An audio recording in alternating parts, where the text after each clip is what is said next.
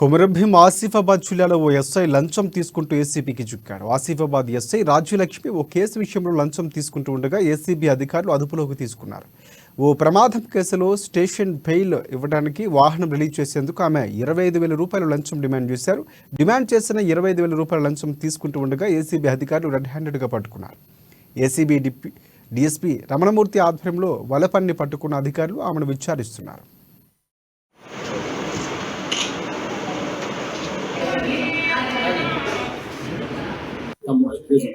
రాహియా ఖాన్ తను CCC school నివాసి మంచిర్యాల జిల్లా. ఇతన్ని స్టేషన్ బెయిల్ ఇవ్వడానికి మరియు వెహికల్ రిలీజ్ చేయడానికి ఇన్వెస్టిగేటింగ్ ఆఫీసర్ రాజ్యలక్ష్మి ఎస్ఐ గారు 40,000 రూపాయలు డిమాండ్ చేస్తే అతను 25,000 ఈరోజు 25,000 తీసుకుంటూ విధానంగా పోలీస్ స్టేషన్లో హాస్పిటల్ జరిగింది. ఆమెని